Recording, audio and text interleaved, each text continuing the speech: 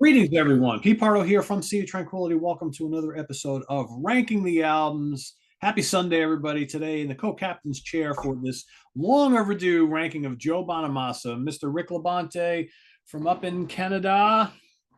Yes, how you doing, my friend? Doing good, doing good. Hope you and everybody else are enjoying their weekend here on this wonderful Sunday. Sunday to me is always like a really nice day for relaxing, but it's also like the last day of the weekend, and you're like, oh, gotta go back to work tomorrow. So you can look at it two ways, but at least here it's Sunday morning, and we still have the full day ahead of us. So hopefully, folks will watch this and maybe want to go out and listen to some Joe Bonamassa. So here's a guy who, to me anyway, one of the hardest working musicians in show business.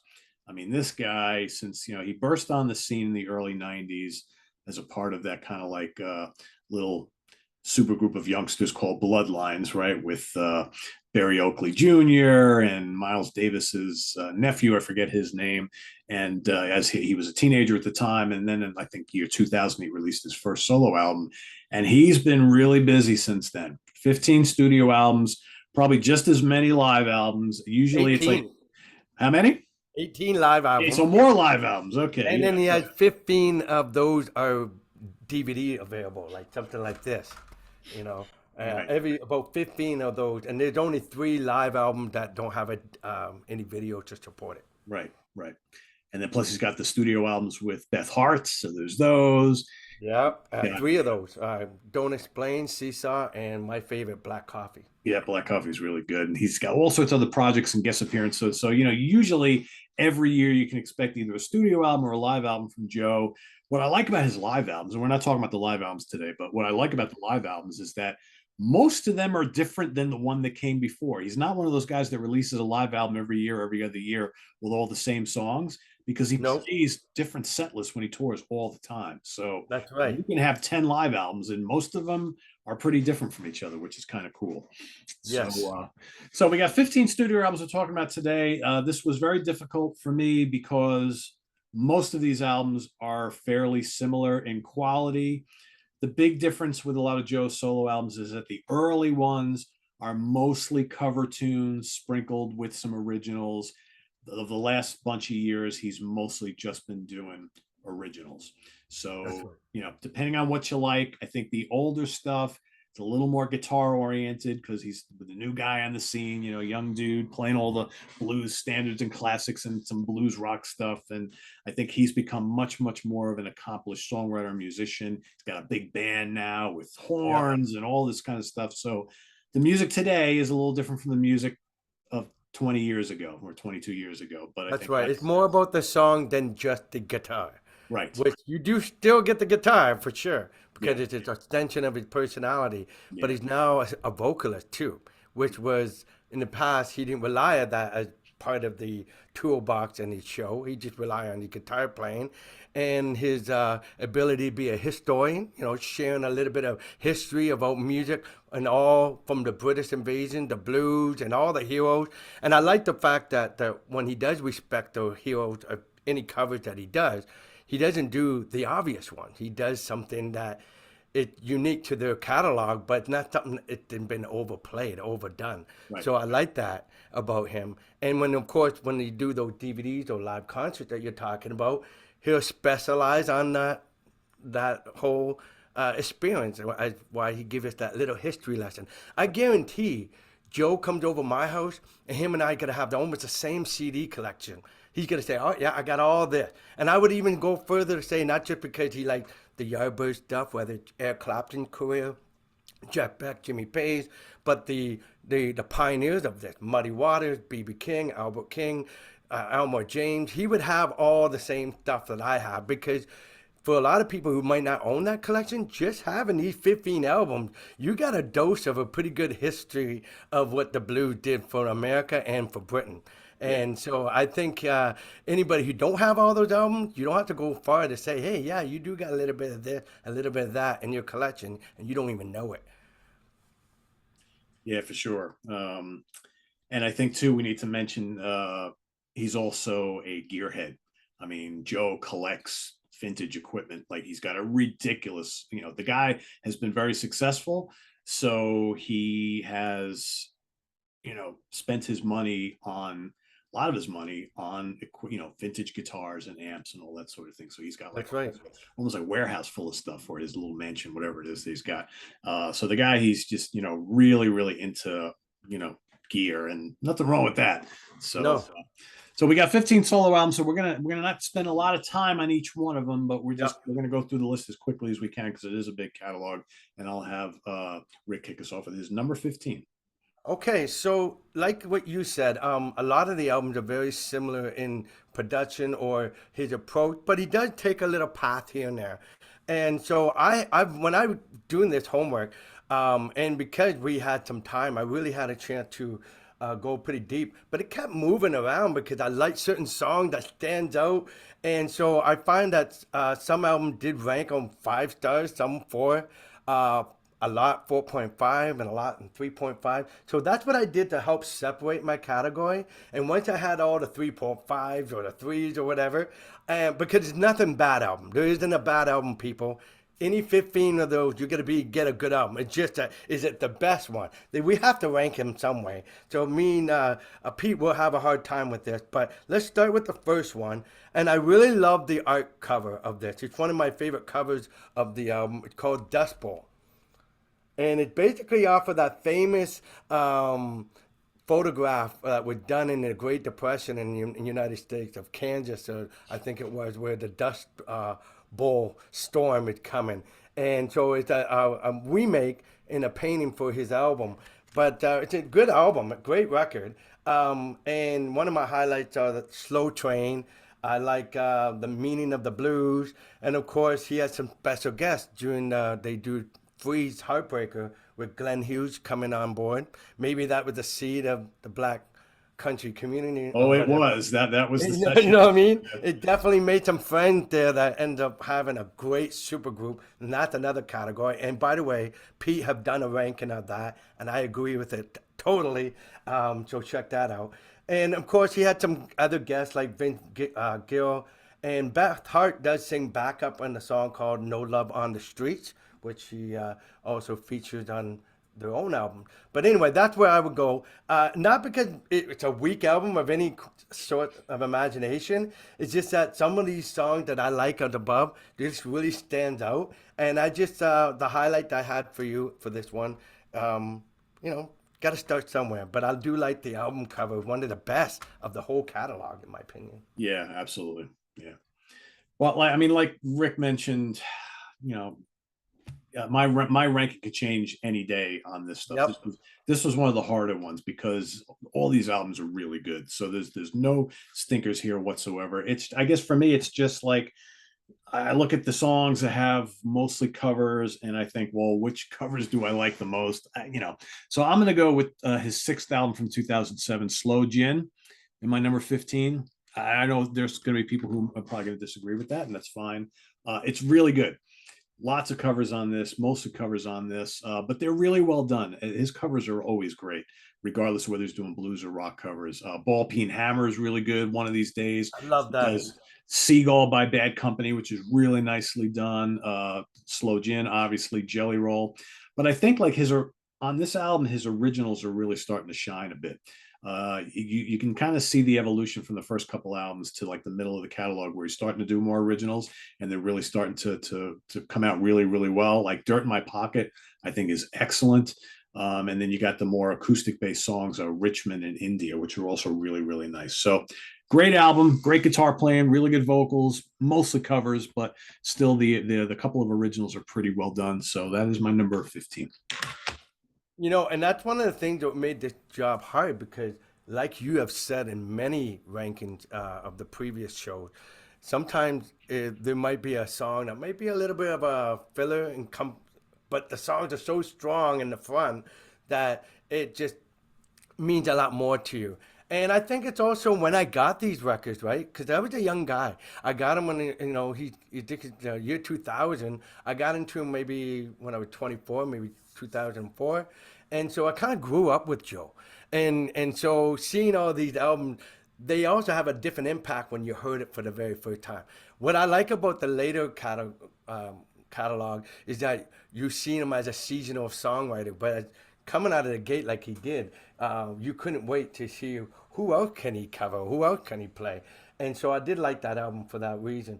Joe Bonamassa, Driving Toward the Daylight. That's my next one, and again, it's a great record. And this is one of those records that do some salute to the people in the past. Robert Johnson cover.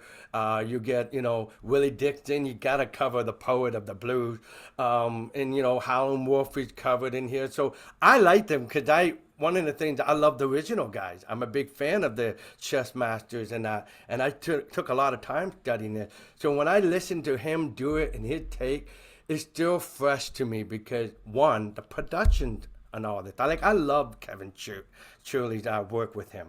He just brings out the very best, and it sounds like in almost every record, even though studio because it's done so well, but it feels also live. Like you capture the guitar tone as you would see him live on stage. Like it's not studio sounding quality. It sounds like a real live stage. You just captured it all. And this is a great album. Noticed it got the racing cars, one of his other hobbies.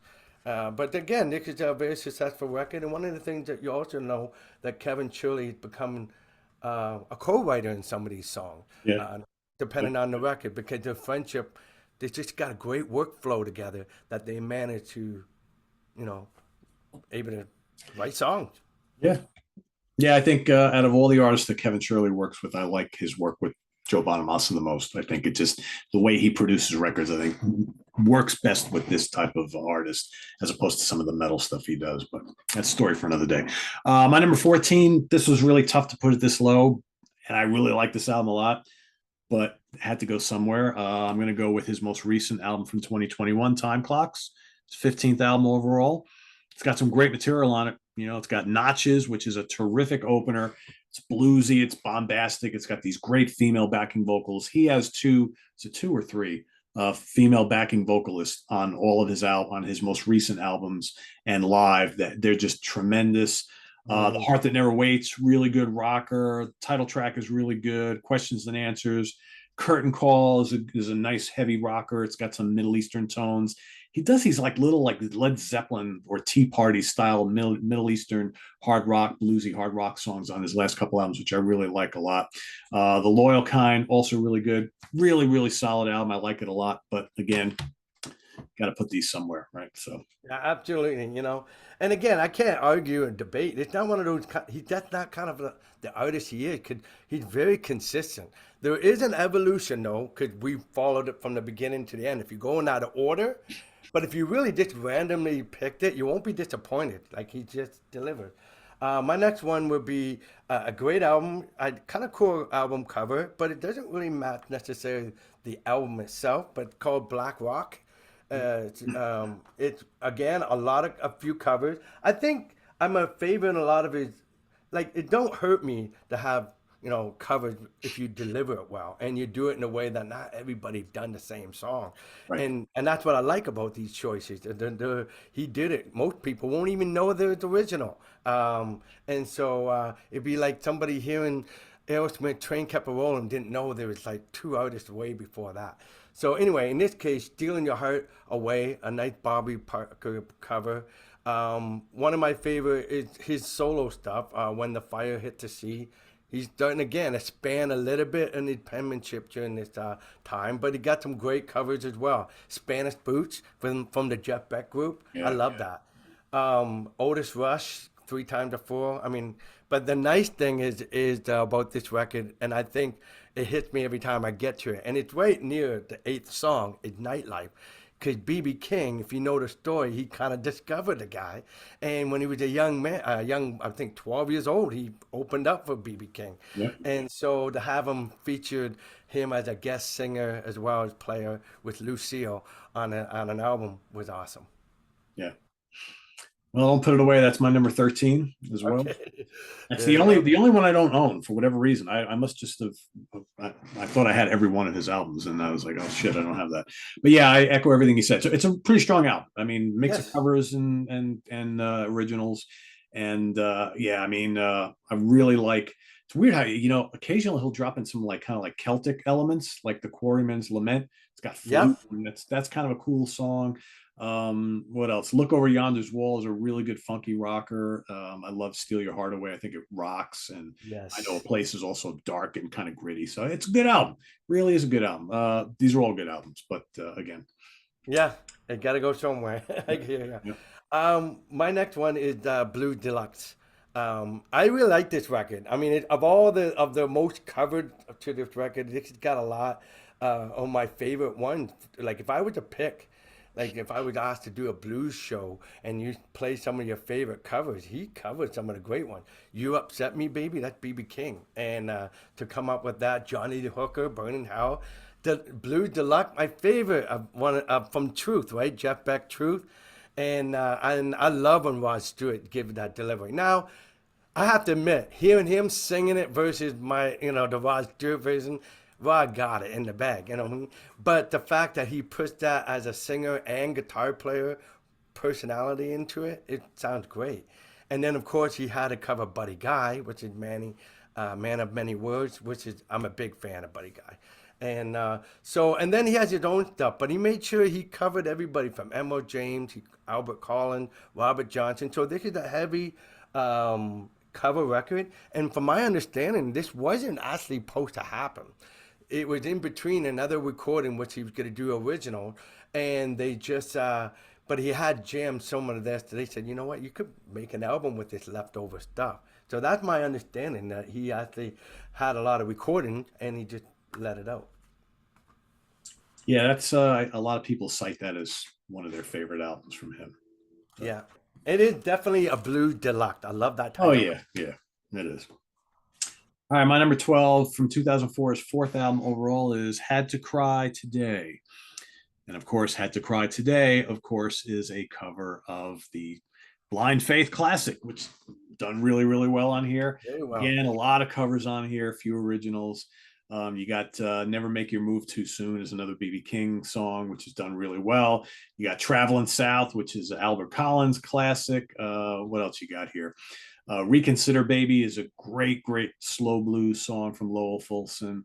The River is fun, and then you got Revenge on of the 10-Gallon Hat, which is kind of like this weird, kind of like country blues romp, kind of like Danny Gatton. Fun album, really good covers, enjoyable, everything. It's a good one. Right on. My next one is where you mentioned already.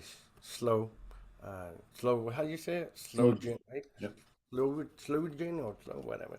Anyway, it's a good album though. I like it. It's solid. I noticed Bob Ezrin wrote a song with them, so I didn't know what he had to do with or had a hand in it, but it was a Tim Curry cover, and he helped did the production with Michael Kamen.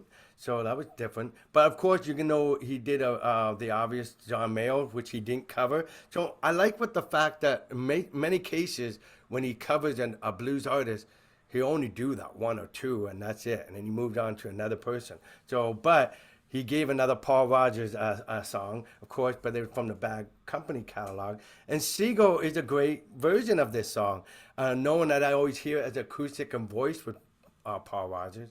The only thing I always had to laugh about the lyrics on that one, and it had nothing to do with Joe. He's just repeating. But Seagull, you fly across the horizon, right? Until somebody shoot them down. Who the hell shoots a seagull? Yeah. Like, how do you don't hunt the first? I mean, duck was one thing, or a pheasant, whatever.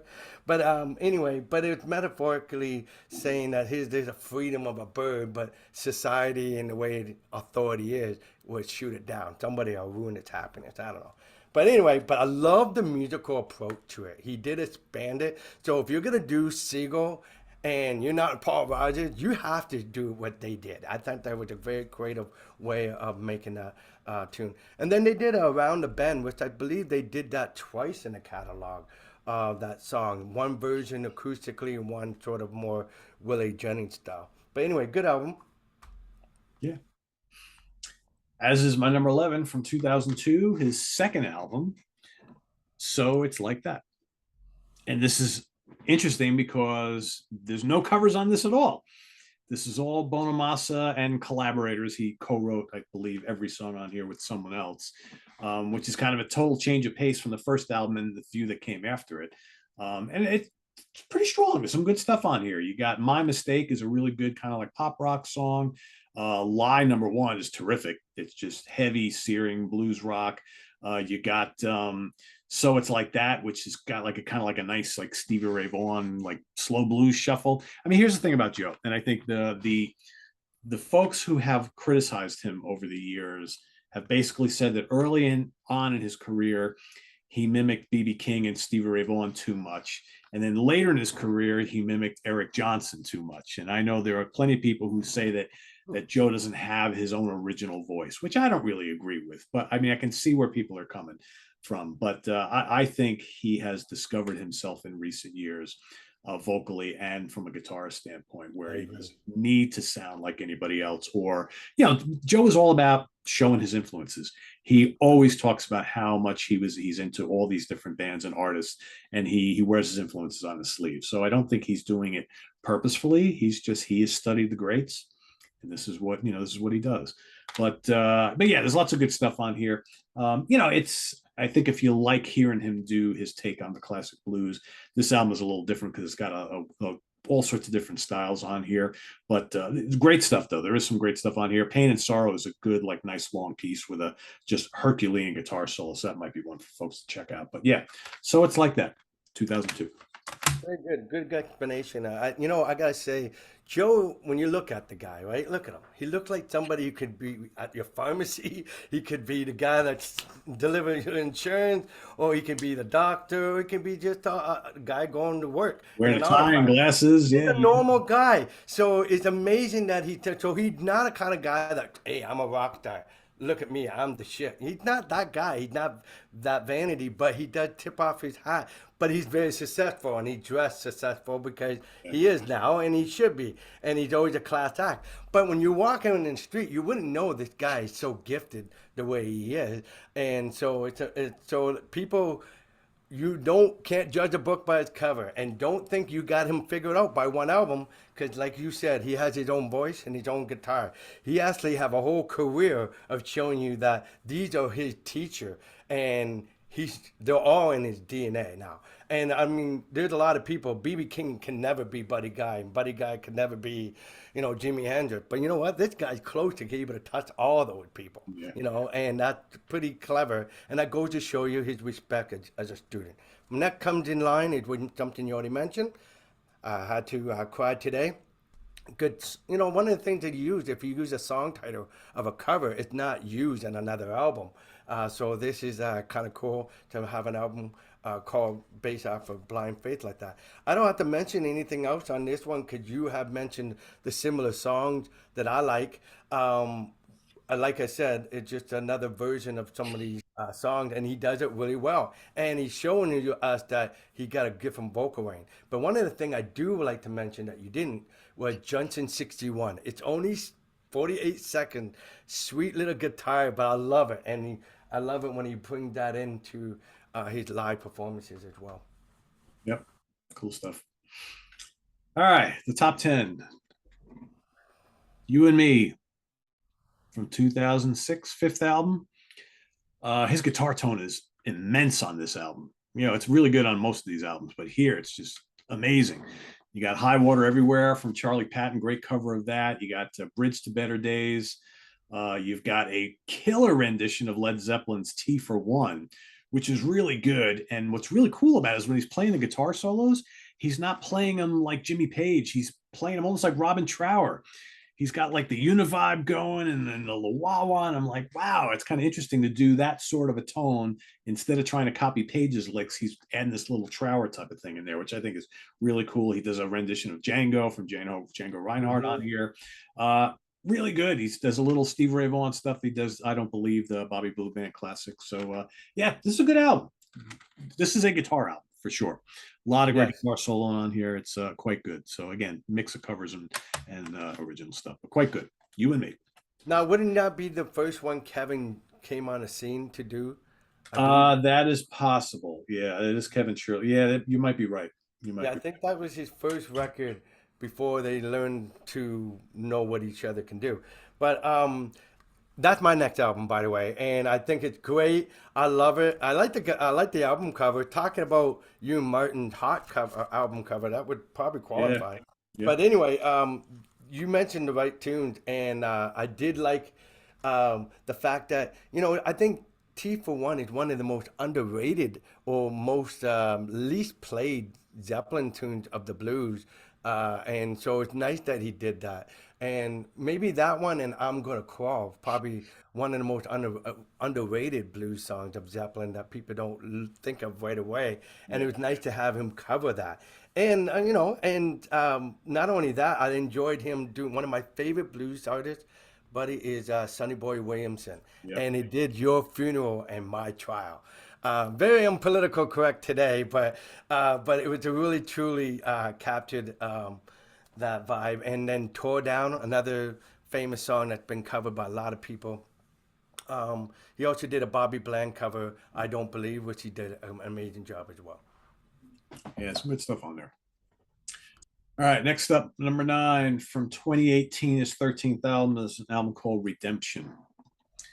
So the story behind this album is he did this album on the heels of a breakup with a longtime girlfriend. And he never really comes out and says what happened, but you read the lyrics to some of these songs in the darker tone, and I think Joe kind of strayed a little bit, is what I'm guessing, based on what a lot of these songs seem to be about. So it's a very serious album, and he seems like he's upset with himself, and he readily admits his mistakes. But again, like there's a song on here which is really good called "Evil Mama." Now, is Evil Mhm. Mama the girlfriend or the girl that he cheated with? I don't know. Who knows, right? I don't know. You got Somebody evil. yeah, you got Deep in the Blues again, self-inflicted wounds. You can hear the pain that he's going through. He's like, oh man, I fucked up. So it's all here. Pick up the pieces. Ghost of Macon Jones is really good. Here's a great song title. Just cause you can don't mean you should. That's an awesome title. Right. So right there, I mean, all these song titles, all these lyrics are like, all right, someone cheated here. I think it was him. But there's some great guitar work on here. It's definitely a little darker. It's less kind of upbeat and funky and bluesy. I mean, it's bluesy, but it's a little darker, a little more serious. I will say great female backing vocals throughout this album. Mhm. So it's a good album. Good album. It is a great album. I remember me and you talking about it way back. Yeah. Um, my next one, and you have it, is So It's Like That. And for the same reasons you gave it, it's all original stuff. And you know what? I mean, I think he's a more stronger singer today and delivered than being on his second album. You can see the youth in him. He's trying to sound like he's got years experience. He's just a young pup. But I think he sings with a lot of conviction. But I just love the energy in the album. I like some of the songwriting. I remember reading some critics on there because I had the album when it came out. And I remember some people saying it's kind of generic and some people saying it's a little on a predictable side. But for being a songwriter, if they had the album before that, they were expecting another copy of the same thing. And so I think that's why Blues Deluxe is one of the third albums, why everybody liked it a lot, because he went back to the first thing and do more covers. But people who own it as a fan says I appreciate it more and more as I had it for years because it's a really good song. Instead of going there thinking I'm getting more, some of his great heroes. I mean, like he opens up with Rory Gallagher of his first song and first album, so people expecting that energy, but just take it as a song-based album. It's a good album, and that's why it's where it's at. Because it's some good, good statement that he's saying, and there's some people he has worked with that are already pretty credible. One Will Jennings and Mountain Time. That's a good song. So anyway, there's a lot of good tunes. You already mentioned them. I like the same ones, but it's an album that taking a risk because he started off with something with a mixed cover bag and then all original for a second album was probably a risky thing to do, but still pretty good for where we sit. I don't know what number we are, but that's not too bad. Yeah. Number eight actually. My number 8 from 2020, his 14th album, is Royalty. royalty, right? We just lost some royalty in the UK recently, so a lot of talk about royalty these days. But yeah, this is a another really strong one of his later albums. Again, very varied, lots of different styles on here. I love the somber opener when one door opens. You can tell on these more recent albums that he's going more for songs and less of here's an excuse to play guitar solos. There's plenty of great guitar solos on these albums, but it's more about the vocal arrangements and the musical arrangements. And he'll throw in the solos here and there because that's what he does, but it's not all about the guitar, right? So, yeah. Agreed.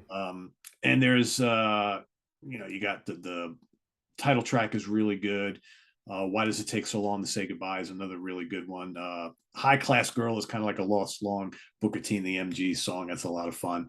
And I think like one of the surprising songs on here is the last song called Savannah, which is kind of like this acoustic kind of southern kind of country rock type of thing. And Yep. I'm amazed they didn't. Maybe they did release it as a single. I don't know, but that should have been a big hit. It's just got this great sing along chorus, and I could see anybody who's into like modern country pop music would love Savannah.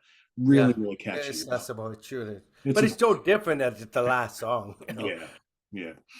So yeah, but Great, there's a great lot of good choice. music on this one. This is quite good, and I love the cover here. It says Joe Bonamassa royalty original product of Abbey Road English made in England. It's kind of really clever, right? So It looks just like the tea case, though. yeah, TK. yeah, exactly. Yeah, And you know what? You mentioned that again. This should speak to what you said in the beginning of our episode.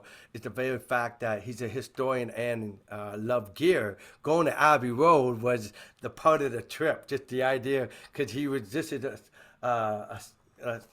happy when Eric Clapton came as a guest on the Royal Albert Albert Hall. He's Hall. only been dreaming about doing that. So part of his bucket list, I'm sure, was to go to Abbey Road, and I'm fantastic production there. I love that. Yeah, absolutely. My next one would be the one I you have for me because I left it in my vehicle. The Ballad of John Henry. John Henry. I really liked it. I'm the only reason why it's this low on the, I mean, not as higher because it has grown on me so much that I moved this thing several times. But it's one of the early, latest ones I had. Like when we knew we were talking about it, it was on the ones that, damn, I don't think I have that one. And so I went and ordered it. And it's been in my car all the time because I needed to catch up on the many hours that I've already listened to it. But I really like it, and just the opening song, great. Stop the Sam Brown cover, got some good originals there. Last Kiss is cool. I just really like the energy and the ebb and flow in this record. I think that's what made this record. Like, there's some songs that are just as strong and the ones that we haven't mentioned so far. And that's why they're up there higher than this. But I just love the running order of the experience of this. It wasn't something like it's so, here's a song, here's a song. 'Cause one thing about Joe, he's not a one dimension blues guy. He's not a one trick pony either. He does all types of blues, so he never recycle the same song. That's already a given. But just the way the flow of high and dynamic, I just really like this record. And being that it's one of the earliest, I mean, I've had this after we did Time Clock. We did that review. I got it. So that's how young this record is to me. But Yeah, it's still pretty powerful that it's up here already. yeah, it's a good one. More about that in a bit. Okay. My number seven, 2012's Driving Towards the Daylight. We talked just a couple of minutes ago about how sometimes you have an album that may not be as strong start to finish as some other ones, but because of a couple of songs, it raises, you love a couple songs so much that it raises the album high up the ranking. So that's the case with this one. So again, we got mostly covers on this album, but I think his originals are really, really coming into their own here. And I think like Right on. Dislocated Boy, terrific. Excellent. Love that song. Such Great a good opener. track. One of the best on the album. One of my favorite Joe Bonamassa originals. And then I absolutely love the kind of melancholy uh, title track, "Driving Towards the Daylight." Another original song. Really, really good. There's great covers on here. One that I do want to mention is "Too Much Ain't Enough Love," which has the great Australian vocalist Jimmy Barnes singing. Man, is he a powerhouse! That guy is Man, so good. I would love to hear these guys work together again because they work so well together. But yeah, and Wow. Rick mentioned a couple of the other strong tunes on here, but it's really strong album. Again, it's just there's 3 or 4 songs on here that just totally do it for me, and that's why it's a little higher than some others. But good stuff. Excellent, great, great. Like again, there's no debate here. We understand because we know Joe, and these things will move.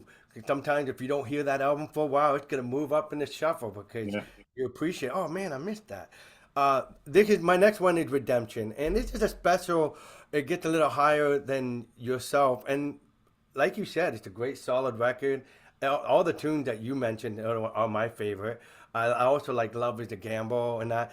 But Redemption and Evil Mama or the King Bee Shakedown, all these songs are great. But you're right, it is a dark feel. It's definitely some heartache happening in here. Cause Joe has an ability for being a blues artist. He's a pretty happy guy. It's kind of upbeat. It's got some, a lot of expression. Here it sounds like somebody's definitely going through pain. And I know the album cover almost fits the sound of the record, if you ask me.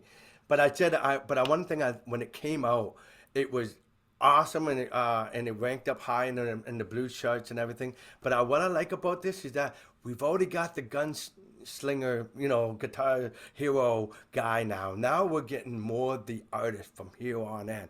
Now we're getting a songwriter who's had, a wealthy experience under his belt. The black country communion has definitely influenced his idea, and Kevin Shirley and him are now thinking more production, much bigger than they ever done before.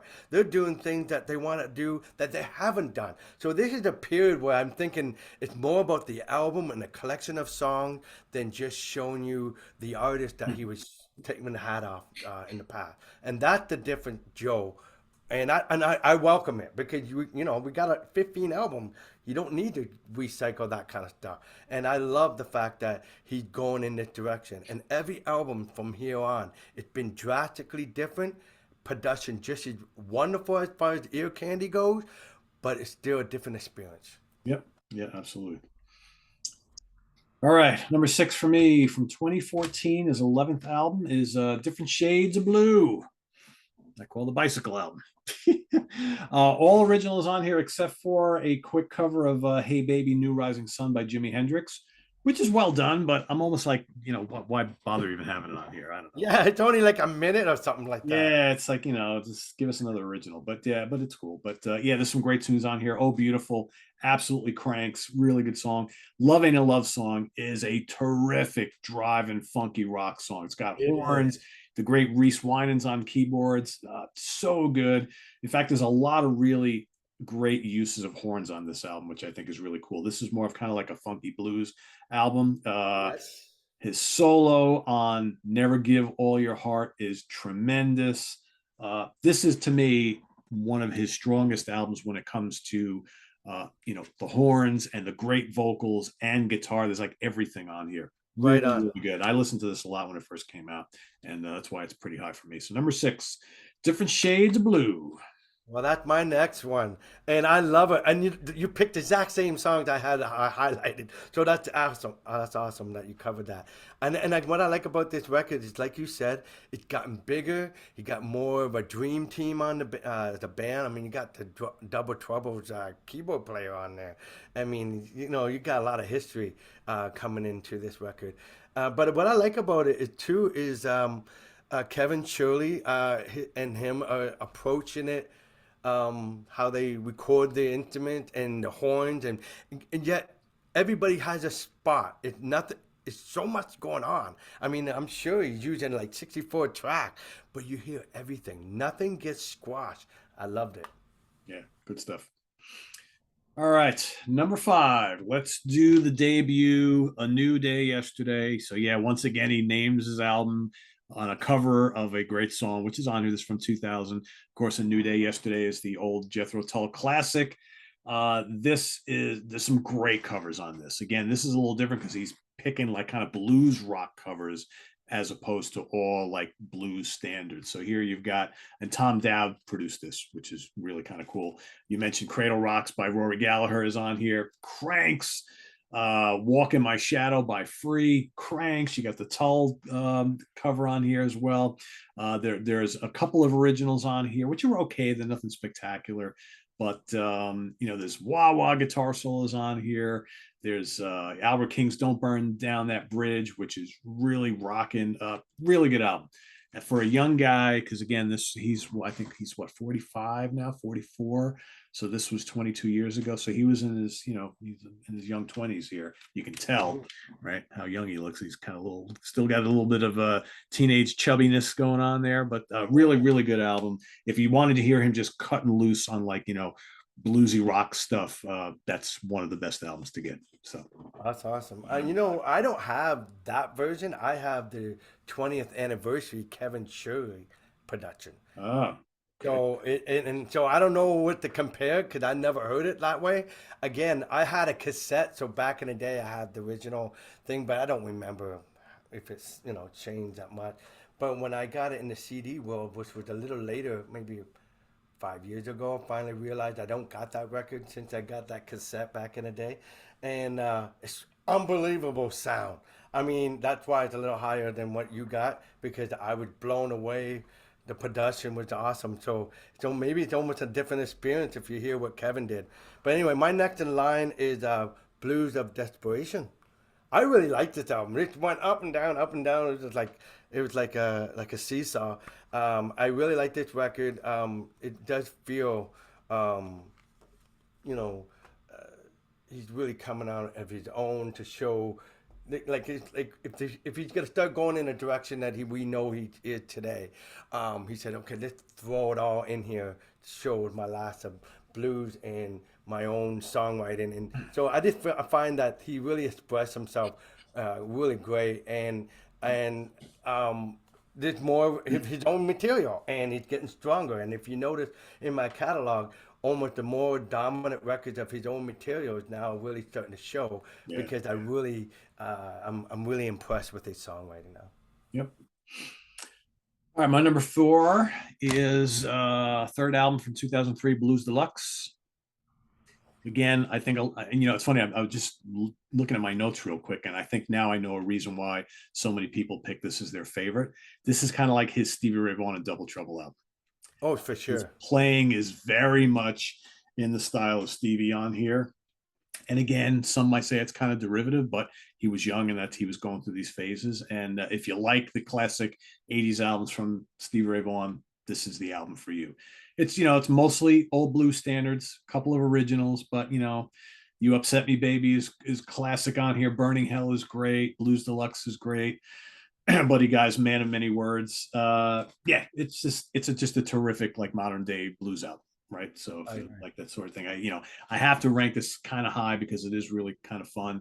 I don't listen to this as much these days though, but it is, it brings back memories of when he first burst on the scene, and everybody was like, "Oh my God, Joe Bonamassa, you heard that Blues Deluxe album? Woo, hot stuff, hot stuff." Yeah, it is. Like I said, to me, it's like a compilation of some of my albums I have of the actual artist, and so that's why it falls ranking because Yeah, to me, it's not new thing.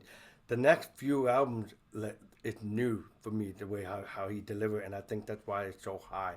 Like nobody, he's not covering nobody, and nobody's covering Joe Bonamassa. That sounds like this. It's Time Clock. I mean, that album is a totally original production. Very there's nobody you can say, oh, he sounded like this. This is the first time he has his own identity, and he brought the big band and the big production. And you mentioned the best songs already, Notches and The Heart That Never Waits, and like Clock, Question and Answers, The Mind Eye. That's great. And I know we ranked this album really high, and I think it's because I really was so blown away that I thought Redemption was kind of a peak a little bit, and I thought, okay, maybe the best of the albums are already done. And when he did this, I was blown away. So that's where I'm at with there. great. All right. Living in a Dust Bowl is my number Oh, three. Yeah, I like this a lot. This is from 2011, and there's just really really great songs on here. And Slow Train is such a great song, and I love when he plays that live. It's just, man, you hear the train going in the background. It's just got this great beat and driving riff. Really, really excellent. The Meaning of the Blues is awesome. Black Lung Heartache is, acoustic blues with some heavy rock. And I know on this album, this is right around the time where he's starting to really do that kind of Eric Johnson style of soloing, Hmm. which I don't mind because I think he does it great. But I think Joe goes through these phases where he's kind of like really soaking up his influences and it's coming out in his records. But then he has started to find his own voice in recent years, which I think is really cool. You mentioned Heartbreaker with Glenn Hughes, terrific. Vince Gill shows up on Sweet Rowena. I love this album, really, really good. This Cool. and this is a pretty big seller for him, if I remember correctly. So yeah, good stuff. Right on. And again, an album that, again, how I pick these things because I've listened to this so much, and then they mean so much to you as at the time it come out. This one is big deal to me because he released this when I went to Abbey Road myself in UK, and I got to hang out with Uriah Heep and Sheffield, and David Rimmer recommended a couple places when I went to Liverpool. So I was on Abbey Road in London, and this is the year that happened with him put out the album like the year after my experience, and I was like, wow. So I've been playing it like non-stop. I can almost hear the songs in real time just reading the song title. For an album that got the least years, I've played it so much, so I knew it had a big impact to rank up the album. And I guess it's because I really accepted the fact that I'm not just wanting to hear my hero, Buddy Guy and BB King. Thank you for bringing up some of the greatest heroes out there. And then I'm not wanting to just hear Eric Clapton. I want to hear Joe, and that's what I'm getting here. I'm hearing all of Joe and Kevin Shirley. The production in this is so awesome. I'm really am blown away. I think they got better at their craft in the studio as the album went on. Yeah, In I my would opinion. agree. I would agree. They're great sounding records. My number one and two, I flip flopped these two so many times over the last week. I finally just said, all right, I'm not doing it anymore. I know I say that all the time, but it's true. It's true. It's damn true. Number two, The Ballad of John Henry, 2009, seventh album. I love the title track. I Dun, love. dun, dun, dun, dun, dun, dun, dun. Such a great riff. Excellent stuff. Jockey Full of Bourbon is a great, great take on the old Tom Waits song. Lonesome Road Blues. Last Kiss has some amazing lead guitar work. I love the production on this album. Parts of this album, because this is right around the time where, this is when Black Country Communion formed Yes. as well. There's parts of this album that could have been on that debut Black Country Communion. Exactly. You And know? I think that, and again, it's one of my, this is the last album I got of him. Okay, I didn't get him in time like you did, Yeah. and it climbed up as much as it did because it reminded me so much of what you're saying. Yeah. It reminded me that energy with that band. Great stuff. Another really, really strong album. Great choice, buddy, and I don't disagree with that. Okay, I guess it had to do with the production, but mine is the very first album, and I got the 20th anniversary Kevin Shirley version. I don't know the other one to compare it today, but the sound quality is amazing. I'm gonna tell you, it's probably worth you checking it out, Pete, just to see if it's a What did he real. do? Did he remix it maybe? He We must have. mixed it. It's a remix on his anniversary, and they throw a couple bonus tracks in there. But he did it all remix. But I already love the set list. I mean, Cradle Walk, Walking in My Shadow Free. You know how much a big fan I am with Paul Rogers. And then, like you said, the title track from Jethro Tull. And they do it in a way that no one would know it's Jethro Tull, I don't think. He did it cool. And then he has his own stuff. Color and Shaped, I like that tune. Heartache to Heartbreak, pretty cool song titled. If Heartache Were Nickel, that's pretty cool. That's with Warren Haynes. That's pretty decent. So I mean, it's a great album for his first album, and I've been listening to quite a bit. And when I was going through this, I couldn't not put it number one because I thought this, if anybody never gonna buy Joe and you wanted to check it out, that's my first recommendation would be this one. If this doesn't turn you on to Joe Bonamassa, then nothing would, because I think if you're looking for a guitar hero, this is it. And especially Kevin Shirley production with this mix, it's amazing. I like it. So if you got coming out of the gate with kick-ass rock and power, and then having that production in mind that Kevin does for the last series of these albums. Again, it's 20 years later. It's a remix, so he's actually know Joe from a few albums later on to give. Oh yeah, this is what you should sound like. All right, my number one. Speaking of rock and hard charging, and I think I ultimately picked his probably hardest edged album out of all of them, and it's his 12th album for 2016, Blues of Desperation. And yeah, I really like this album a lot. Me too. I love This Train. What is it with him that songs about trains? I don't know, but This It's Train is so good, upbeat, good. bluesy rocks, has some great slide guitar. Mountain Climbing is terrific. What a stomping heavy rock song that is. I love Drive. It's kind of atmospheric. You have the kind of Zeppelin-y title track. You got Distant Lonesome Train, again, another train song, which is really good. How about the epic slow blues, How Deep This River Runs, with a great Oh guitar man, solo, great vocal, great backing vocals. To me, this is like the perfect Joe Bonamassa album. it's And great. the more I thought about it, the more I was like, yeah, this has, because this was actually my number one on my list for a while. And then the more I kept like kind of re-listening to these albums and juggling things around, and I listened to this again a couple days ago, I'm like, it's got to be this one.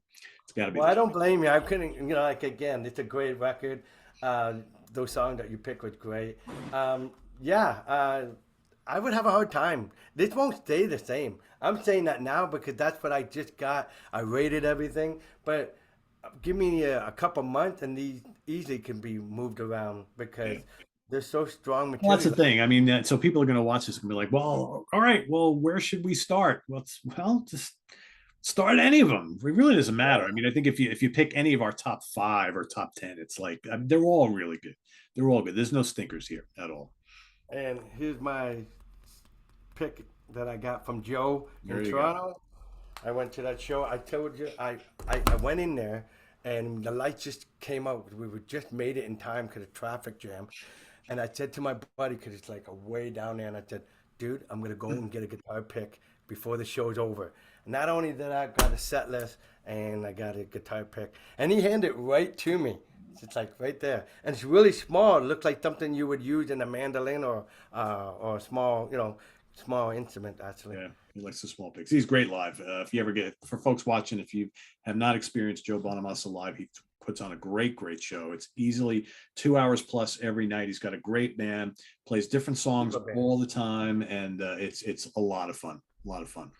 So it's the reason why he sells out everywhere he goes. And yeah, I mean, Joe's a star. He's a consummate professional.